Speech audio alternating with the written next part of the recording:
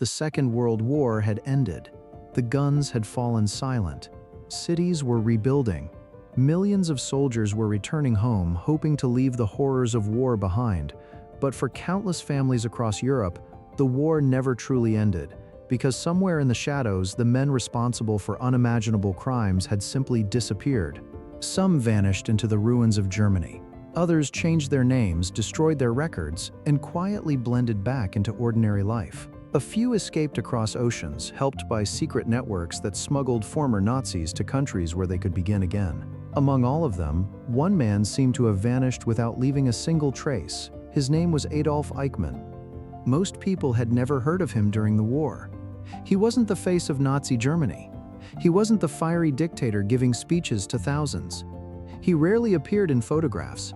He preferred offices to battlefields, paperwork to weapons, yet historians would later describe him as one of the most important architects of the Holocaust. If Adolf Hitler imagined genocide and Heinrich Himmler commanded it, Eichmann helped make it happen. He wasn't simply following the war, he was organizing it. Across occupied Europe, millions of Jewish men, women, and children were forced from their homes and packed into overcrowded trains headed toward ghettos and extermination camps. Those trains didn't move by accident. Every route had to be scheduled, every passenger counted, every border coordinated. Behind much of that enormous machine sat Adolf Eichmann. He turned mass murder into administration. To him, human lives became numbers on forms, railway schedules, and typed reports. It was a terrifying reminder that history's greatest crimes are not always committed by monsters carrying guns. Sometimes they're committed by people sitting behind desks. When Nazi Germany collapsed in 1945, Allied forces raced across Europe searching for those responsible. Many senior Nazi leaders were captured. Others chose suicide rather than face justice. For a brief moment, it seemed Adolf Eichmann had also been found. American soldiers arrested a man matching his background. But the chaos following Germany's surrender was unlike anything the world had ever seen. Millions of displaced people were crossing borders. Records had been destroyed. Identities were easy to fake before investigators realized who they truly had in custody. Eichmann escaped, and then he disappeared. Months turned into years. Years turned into a decade. Rumors surfaced everywhere. Some believed he had died during the final days of the war. Others insisted he was hiding inside Germany under a false identity. There were even whispers that powerful organizations were protecting former Nazis, helping them escape through secret routes known today as the ratlines. The world wanted answers. But every lead ended the same way: nothing. Meanwhile, another story was unfolding. In 1948, the State of Israel was born. It was a young nation filled with refugees, many of whom had survived the Holocaust themselves. They carried memories no courtroom could fully capture. Entire families had vanished. Communities had been erased from the map. For these survivors, justice wasn't about revenge. It was about proving that those responsible could not simply disappear into history. The new Israeli intelligence services were still small, underfunded, and focused on protecting a country surrounded by conflict. Hunting Nazi fugitives was not yet their highest priority, but there were people inside the government who believed one name could never be forgotten: Adolf Eichmann. Finding him would be more than a criminal investigation. It would become a moral mission. Still, there was one enormous problem. No one knew where he was. No fingerprints, no confirmed photographs, no reliable witnesses, nothing. It was as if one of the most wanted men in the world had simply dissolved into thin air. Across Europe and South America, investigators chased rumors that led nowhere. Every supposed sighting created hope, only to end in disappointment. As the years passed, many governments quietly shifted their attention toward the growing tensions of the Cold War. Former enemies became useful allies. Intelligence agencies were recruiting scientists, engineers, and even former Nazis if they could provide valuable information against the Soviet Union. For some, justice was slowly becoming less important than politics, and that made the hunt even harder. The trail was going cold. Many believed it always would, because if Adolf Eichmann had truly escaped, he had done something almost impossible. He had convinced the world that one of history's most wanted men no longer existed. But thousands of kilometers away, in an ordinary neighborhood in Argentina, a quiet middle-aged man left work every evening, boarded the same bus home, and lived a remarkably ordinary life. His neighbors knew him by another name, Ricardo Klement. They had no idea that beneath this carefully constructed identity might be a man whose signature had helped send millions toward their deaths.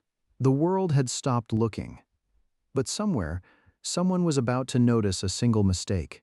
And that mistake would trigger one of the most extraordinary manhunts in modern history. For more than a decade, Adolf Eichmann had lived as if the past no longer existed. He worked ordinary jobs. He rode public buses. He raised a family.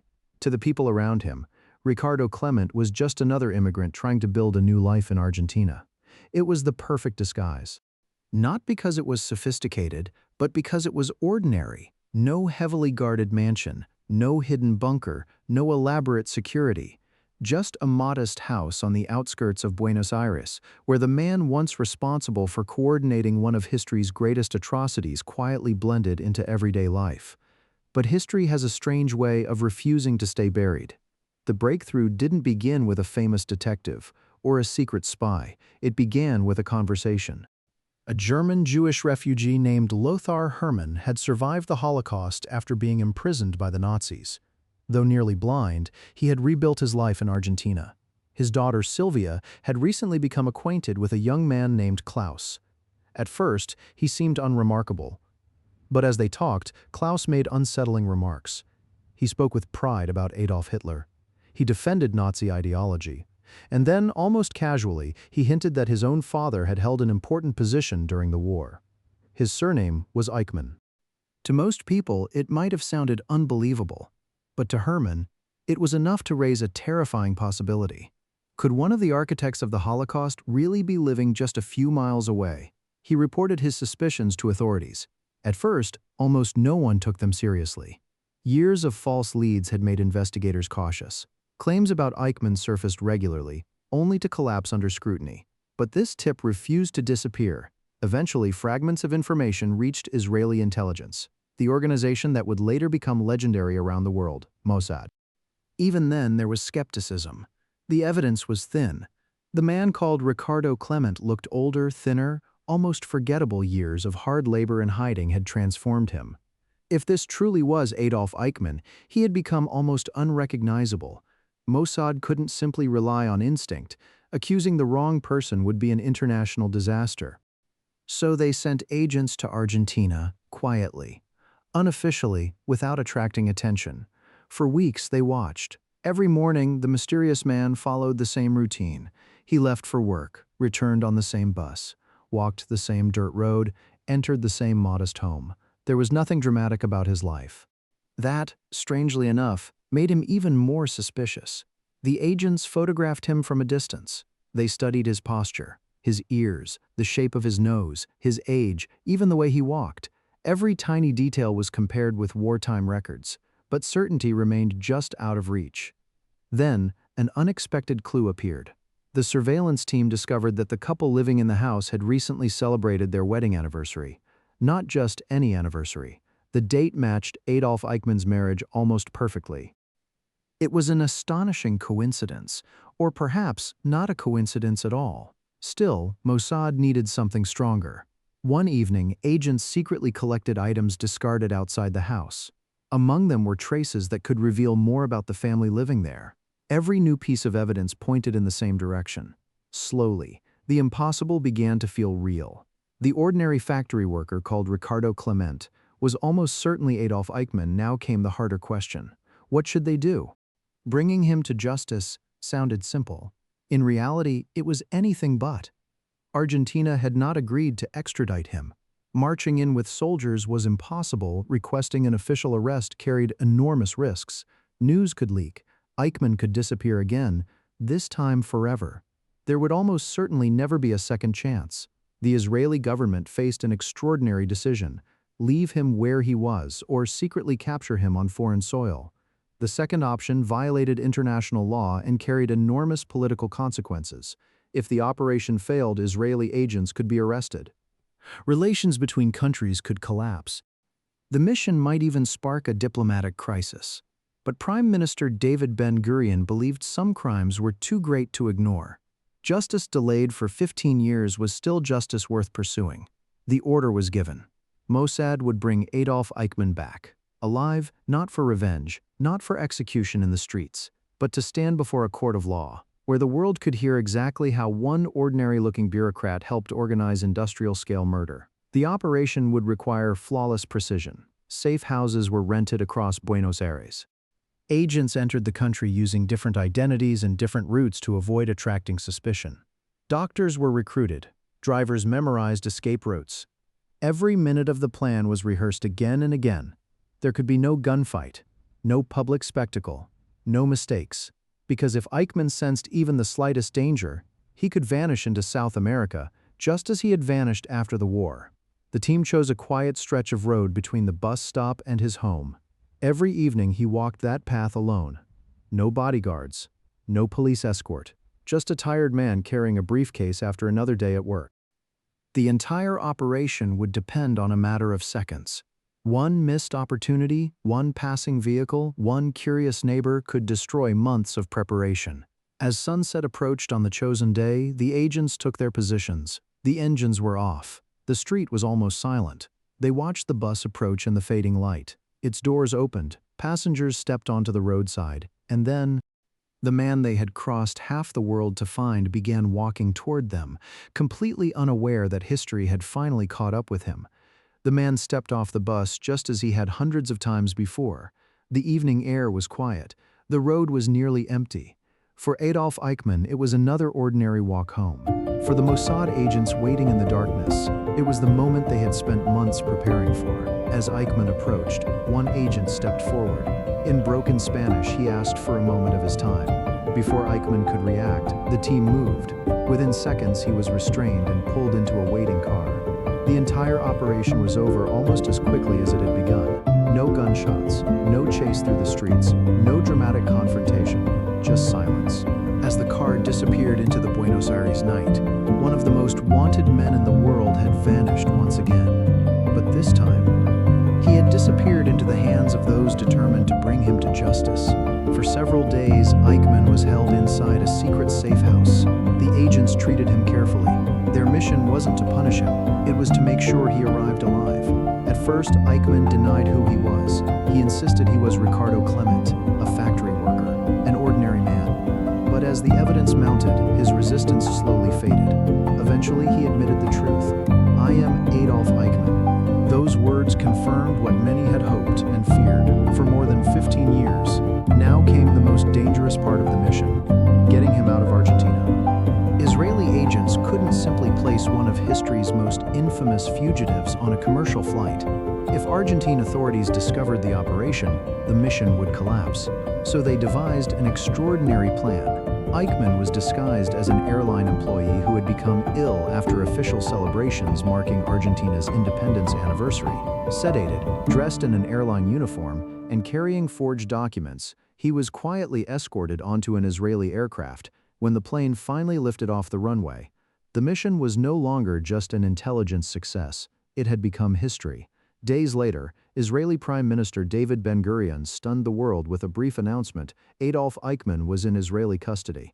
The international reaction was immediate. Argentina protested the violation of its sovereignty. Governments debated whether Israel had broken international law. Diplomats argued over borders, jurisdiction, and politics. But for countless Holocaust survivors, another thought overshadowed every legal debate.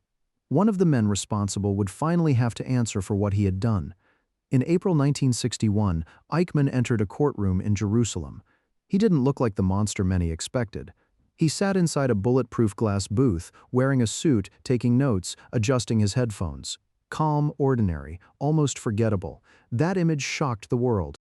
How could someone who appeared so ordinary have helped organize the murder of millions? Throughout the trial, Eichmann repeatedly defended himself with a familiar argument. He claimed he had simply followed orders, that he was only a bureaucrat, a small cog in a much larger machine, but prosecutors presented thousands of documents bearing his signature. Transportation records, official correspondence, orders coordinating deportations across Europe. The paperwork told a different story. This wasn't a man who had merely witnessed history. He had helped make it possible. Perhaps the trial's greatest impact wasn't its verdict, it was the voices it brought into the courtroom. For weeks, Holocaust survivors stood before the world and spoke about what they had seen. families torn apart, children separated from their parents, communities erased almost overnight. For many viewers, it was the first time they had heard these stories directly from those who had lived them. The trial transformed public understanding of the Holocaust. It wasn't just about numbers anymore, it became deeply personal. In December 1961, Eichmann was found guilty on multiple counts, including crimes against humanity, crimes against the Jewish people, and war crimes. After his appeals were rejected, he was executed in 1962. His ashes were scattered at sea, beyond Israel's territorial waters, ensuring that no grave could ever become a monument to his ideology. Yet the story doesn't end with his death. Decades later, philosophers, historians, and legal scholars still study Adolf Eichmann, not because he deserves remembrance, but because he forces us to confront an uncomfortable truth. Evil doesn't always announce itself with rage or violence. Sometimes it wears a neatly pressed suit, sometimes it hides behind procedures, paperwork, and the excuse that someone was just doing their job. The hunt for Adolf Eichmann was never only about capturing one fugitive. It was about sending a message that time does not erase responsibility, that even after 15 years, even across continents, justice can still find those who believe they have escaped it, because history has a long memory. And while the names of dictators often dominate textbooks, it is the choices of ordinary people, whether to obey, to resist, or to look away, that shape the world future generations inherit. Perhaps that is why the story of Adolf Eichmann still matters today. Not because it reminds us of what one man did, but because it asks a question every generation must answer for itself. When confronted with injustice, will we simply follow the system, or will we have the courage to challenge it?